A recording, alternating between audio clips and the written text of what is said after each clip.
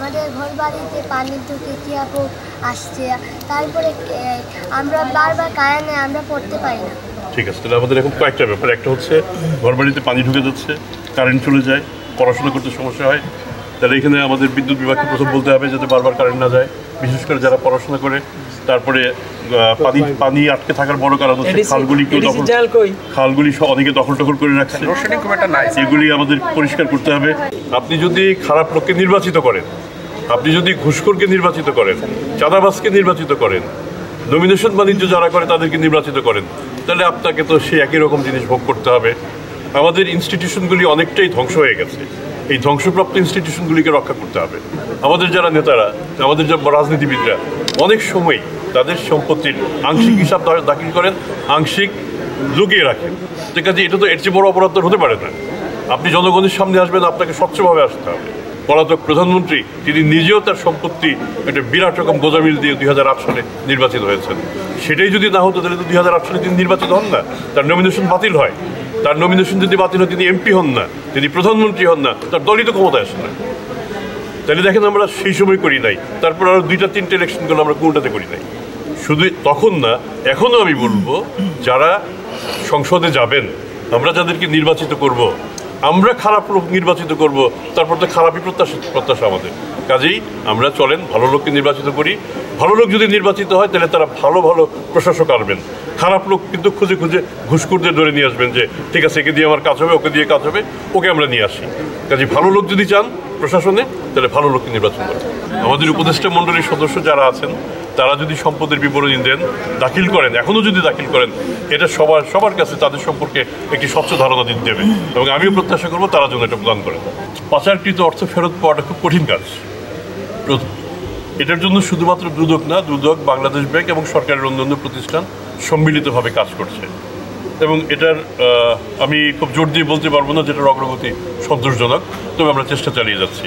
তবে তার আগে আমাকে খেয়াল রাখতে হবে, আমরা কি শুধু কি একবারই বা দুইবারই অর্থ দেশের বাইরে চলে গেছে, না এখনও যাচ্ছে, ভবিষ্যতেও যাবে। আপনাদের সেই জিনিসটা দেখতে হবে যে কোন কোন ইনস্টিটিউশনের মাধ্যমে কাদের সহায়তায় অর্থ বাইরে চলে যায়, সেগুলিকে আগে ধরেন। আমাদের ব্যাংকের সাহায্য ছাড়া কি সম্ভব অর্থ পাচার করা? চার্টার্ড অ্যাকাউন্টের যেসব বিবরণ দেন সেগুলির উপর ভিত্তি করে কোম্পানি তৈরি হয়, ভুয়া বিল ভাউচার সেগুলির উপর ভিত্তি করে হয়। সেগুলিকে আপনারা ধরার চেষ্টা করেন, আমরাও চেষ্টা করব। বা লাইন সরানো একটা বিষয়, তো পোল সরানো, লাইন সরানোর সাথে কনজিউমারের নিয়ম।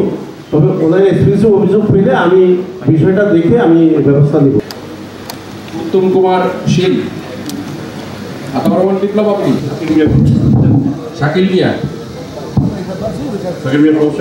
স্যার স্যার আমাদের রিসেন্টলি ভেন্ডর চেঞ্জ হয়েছে স্যার।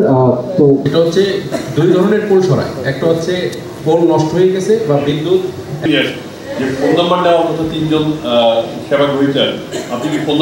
আপনি যদি এগুলির সাথে অনেকগুলো আছে যেগুলির সাথে আর্থিক কোনো সম্পৃক্ততার দরকার হয় না, আপনারা যদি আপনার হাসপাতালে যেন একটু ভালো ব্যবহার পায়, একটু পরিষ্কার পরিচ্ছন্ন থাকে।